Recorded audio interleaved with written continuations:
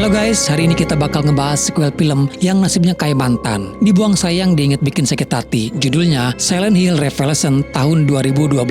Tapi tahan dulu bos, sebelum kita masuk ke jurang kehancuran ini, gua mau ngingatkan kalau film Silent Hill tahun 2026 bentar lagi akan rilis. Nah biar kalian gak bingung pas nonton yang baru nanti, kita harus lewatin dulu ujian nonton film yang satu ini. Dan buat kalian yang belum nonton pembahasan film pertamanya, linknya ada di bawah ya guys. Biar nyambung sama nasib Sharon dan ibunya yang masih terjebak di alam gaib. Dan oke guys, kita langsung saja ke alur cerita filmnya. Film dibuka dengan kekacauan di sebuah taman bermain. Kita langsung diperlihatkan sosok Sharon yang lari ketakutan. Dikejar-kejar segerombolan orang berjubah hitam. Dia terpojok di wahana komedi putar dan malah bertemu sama mas-mas kakar yang mukanya tertutupi besi, alias Pyramid Head yang lagi sibuk muter tuas mesin.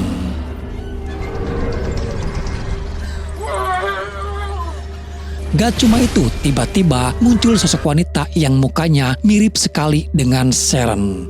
Wanita itu memberikan peringatan keras agar Sharon tidak pergi ke Silent Hill.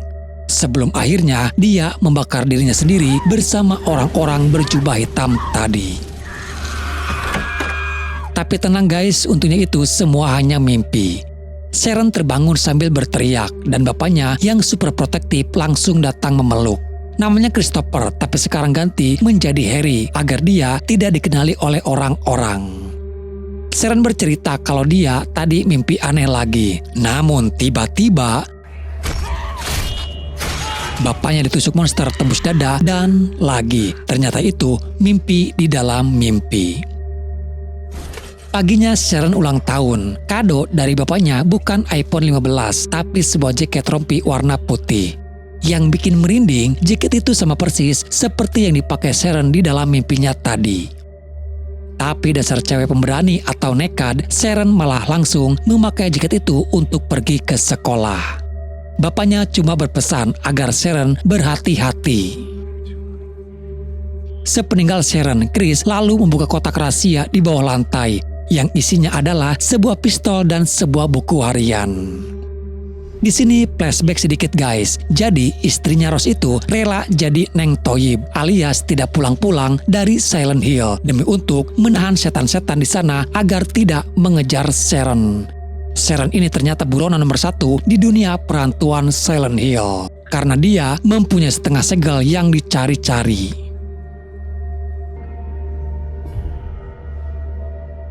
Di perjalanan ke sekolah, Sharon merasa diikuti oleh seorang pria misterius bertopi fedora.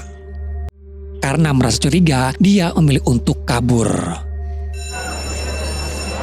Sesampainya di sekolah, halusinasi Sharon kembali kumat. Dia melihat lorong sekolah mendadak berubah menjadi tempat penjagalan yang penuh darah dan karat.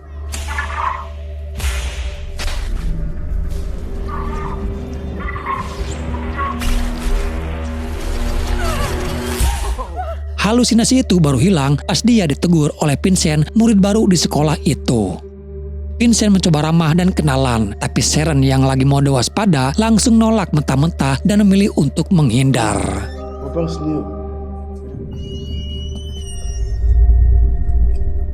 Sepulang sekolah, pria fedora tadi masih mengikuti Sharon.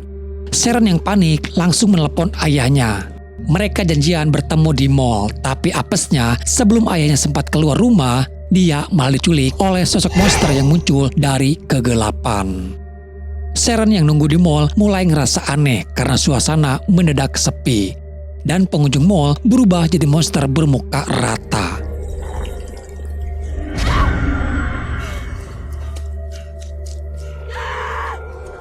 Di tengah kepanikan, pria fedora tadi muncul dan memperkenalkan diri sebagai detektif Douglas. Douglas menjelaskan kalau dia disewa untuk mencari Sharon dan memperingatkan kalau ada sekte bernama Order of Fethiel yang ingin menculik Sharon balik ke Silent Hill. Tapi belum sempat menjelaskan lebih banyak, tiba-tiba Douglas langsung diserang oleh monster misionari.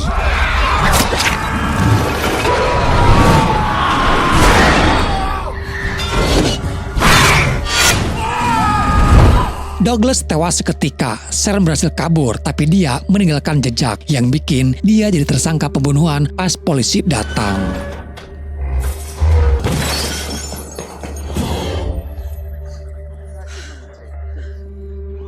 Untungnya Vincent muncul tepat waktu dan bawa Sharon kabur dari sana. Di perjalanan, Sharon mulai curhat kalau dia merasa gila karena sering melihat monster. Vincent mencoba menenangkannya dengan cerita kalau keluarganya juga punya riwayat gangguan mental. Bahkan kakeknya sendiri sampai masuk rumah sakit jiwa. Sesampainya di rumah, Sharon menemukan pintu terbuka dan tulisan darah di tembok yang menyuruhnya untuk datang ke Silent Hill.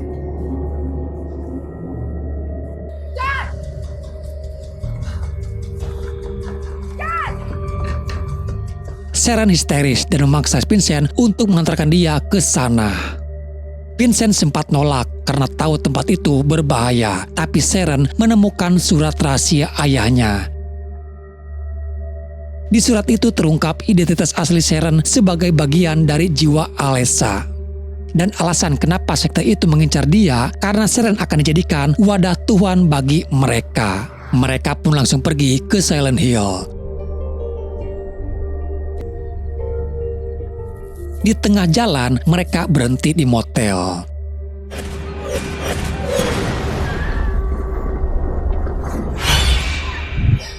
Saat Sharon terbangun dari mimpi buruknya, dia memergoki Vincent sedang berbicara sendirian di luar. Di momen ini, Vincent akhirnya membongkar identitas aslinya. Ternyata dia adalah anak dari pemimpin sekte yang emang ditugaskan untuk menculik Sharon.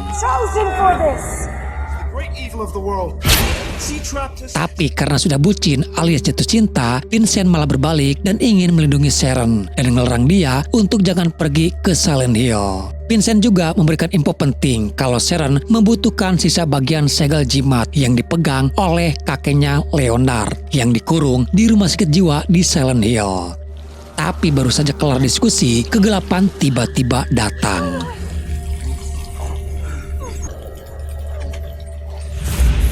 Tangan-tangan pucat muncul dan menarik Vincent masuk ke dimensi lain. Meninggalkan Sharon sendirian tepat di perbatasan kota terkutuk itu. Singkat cerita, Sharon siuman dari pingsannya. Bukannya balik kanan bubar jalan, cewek nekat ini malah lanjut jalan kaki masuk ke kota Silent Hill. Pemandangannya indah banget guys, sepi, penuh kabut, dan menyisakan dada. Di tengah jalan, Sharon bertemu dengan gelandang elit di kota itu, yaitu Dahlia Gillespie alias ibunya Alessa. Dahlia ini kayak NPC guys, yang tugasnya cuma ngasih eksposisi. Dia menjelaskan kalau Sharon ini sebenarnya adalah sisi baik yang sengaja dibuang ke dunia nyata. Sedangkan Alessa yang ada di sini adalah sisi jahat yang isinya cuma dendam kesumat. Lagi asik dengerin dongeng sejarah, sirine kematian yang legendaris itu berbunyi. Suasana langsung berubah drastis. Dahlia langsung kabur menyuruh Sharon bersembunyi. Karena kalau sirine itu berbunyi, berarti sip malam dimulai dan monster-monster keluar untuk mencari makan. Sharon berlari masuk ke sebuah gedung untuk bersembunyi.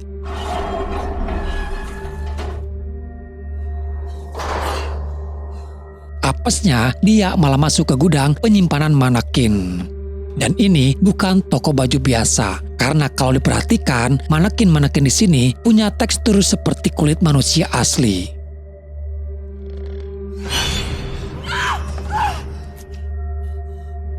Di sana, Sharon menemukan cewek nyasar lain. Kita sebut saja dia NPC yang numpang lewat yang sedang panik. Salah satu manekin di sana mulai bergerak. Kepala dan kaki-kaki boneka itu menyatu menjadi monster laba-laba yang sangat mengerikan. Monster itu langsung mengejar mereka.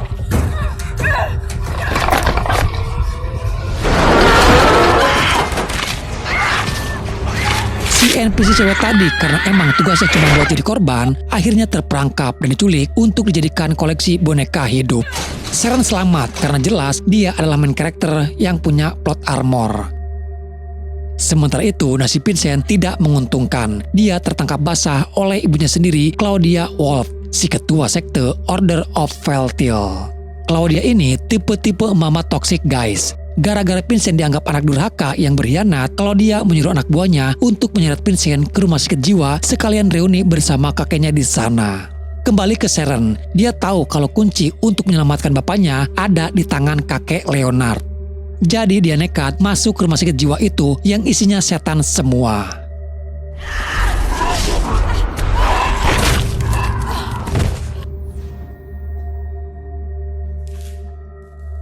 Setelah mengambil peta dan kunci, Sharon akhirnya menemukan sel tempat Leonard dikurung. Kondisi si kakek ini sudah memprihatinkan, buta, dirantai, dan kulitnya sudah tidak karuan. Leonard langsung nyium bau segel Metatron yang dibawa Sharon.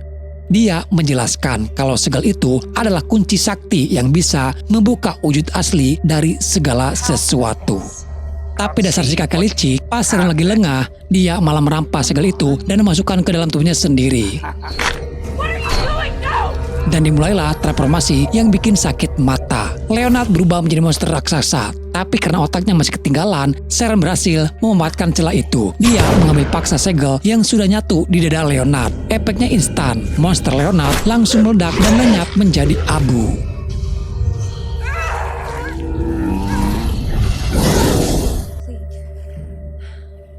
Sharon yang mencoba akan kabur, tapi dia dikepung oleh pasien-pasien rumah sakit jiwa yang mukanya sudah tidak berbentuk manusia lagi. Pada saat itu, Sharon sudah pasrah, tapi tiba-tiba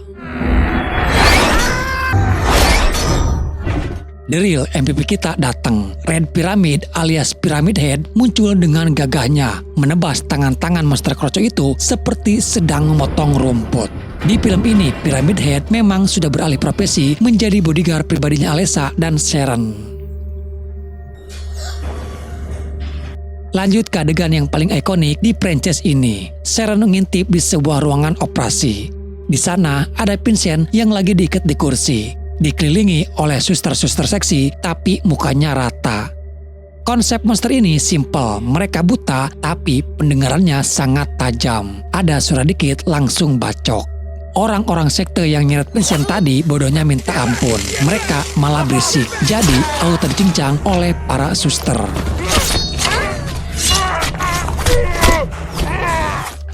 Sharon dengan gaya ninja masuk ke ruangan, menyelamatkan Vincent pelan-pelan. Vincent memberitahu kalau bapaknya Sharon disekap di ruang bawah tanah taman bermain.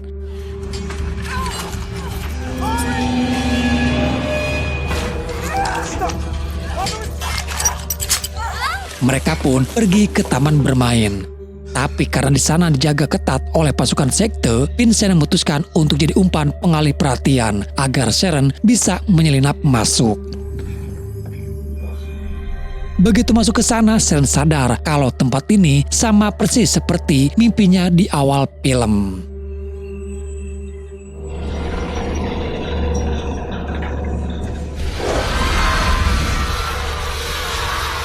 Dan benar saja, di tengah komedi putar, dia bertemu dengan Dark Alessa, versi gotik dari dirinya sendiri. Dark Alessa marah karena Sharon malah kembali ke Silent Hill. Awalnya dikira bakal ada adegan baku hantam, tapi ternyata mereka malah berpelukan. Sharon menyerap Dark Alessa, mereka fusion menjadi satu entitas yang lebih kuat.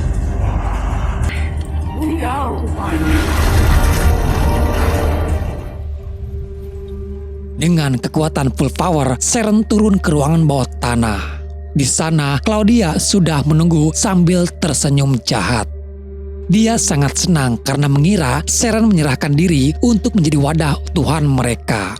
Claudia meminta segel Metatron yang dibawa Sharon. Sharon dengan entengnya memberikan segel tersebut. Tapi Claudia lupa satu hal, fungsi segel itu adalah membuka wujud asli. Begitu Claudia memegang segel itu, wajah manusianya langsung luntur. Ternyata wujud aslinya adalah monster misionari. Monster yang membunuh detektif Douglas dan menculik bapaknya Sharon di awal film. Jadi selama ini dia cuma cosplay menjadi manusia guys. Claudia yang sudah berubah menjadi monster mengamuk. Tapi tenang, abang Satam kita, yaitu Pyramid Head, tidak membiarkan majikannya disentuh oleh makhluk najis. Terjadilah duel kaiju versi mini Pyramid Head versus monster Claudia.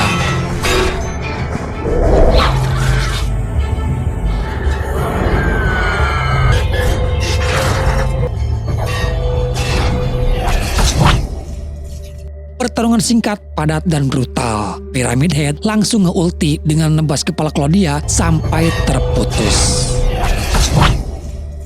Setelah bos terakhir mati, Seren langsung membebaskan bapaknya dan Vincent. Mereka bertiga keluar dari kota. Tapi pas sampai di perbatasan, ayahnya Seren malah berhenti. Harry memutuskan untuk tidak ikut pulang. Dia tetap akan tinggal di Silent Hill untuk mencari istrinya Rose yang masih hilang entah di mana.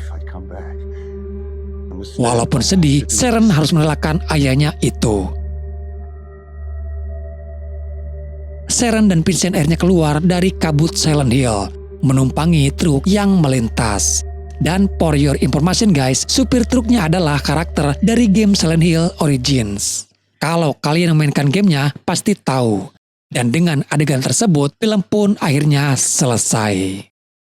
Seren selamat, Vincent tobat, dan Silent Hill tetap menjadi tempat wisata paling tidak recommended di dunia. Oke guys, sedikit info tambahan sekaligus kabar gembira buat kita semua. Tahun 2026 ini, franchise Silent Hill bakal comeback lewat film barunya yang berjudul Return to Silent Hill. Dan percaya sama gua guys, ini film yang wajib kalian tunggu. Kenapa? Nih gua kasih bocorannya. Pertama dan yang paling penting, sutradaranya ganti. Kursi sutradara balik lagi ke tangan Christoph Gans. Iya, dia ini orang yang bikin Silent Hill pertama tahun 2006 yang visualnya estetik parah itu. Gans sudah konfirmasi kalau dia bakal tobat dari kesalahan film 2012 dan balik ke arah horor psikologis. Kedua, soal cerita, film ini bakal ngadaptasi Silent Hill 2, game horor terbaik sepanjang masa. Jadi ceritanya bakal fokus ke James Sunderland, cowok sad boy yang nekat masuk neraka demi mencari istrinya. Jadi vibes-nya bakal lebih depresif, gelap, dan romantis. Tapi romantis yang bikin mau muntah darah. Ketiga dan ini yang paling daging. Visualnya nggak pakai CGI kartun. Christoph Gans alergi sama CGI murah. Bocorannya, monster-monster di film 2026 nanti bakal memakai practical effect. Artinya apa? Monster itu orang beneran guys. Mereka nyewa penari dan manusia karet buat meranin monsternya. Jadi gerakannya bakal patah-patah natural bikin ngilu tulang. Dan pastinya jauh lebih menyeramkan daripada monster CGI di film Revelation tadi.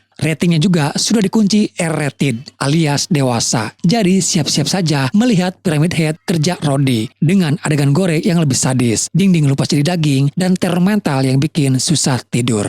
So menurut gua, film 2026 ini layak banget untuk ditunggu dan punya potensi nebus dosa-dosa sequel gagal yang barusan kita bahas guys. Apakah bakal jadi masterpiece atau malah jong lagi? Kita lihat saja nanti di bioskop. Pastiin kalian subscribe dan nyalain loncengnya. Karena begitu filmnya rilis, gua sebagai admin Aib Horror bakal jadi yang pertama ngebahas tuntas buat kalian. Dan oke guys, sampai di sini ya ceritanya. Semoga apa yang diceritakan dan sampaikan bisa sedikit menghibur dan menemani luang waktu kalian. Sampai jumpa di video selanjutnya. Salam dari admin dan bye-bye.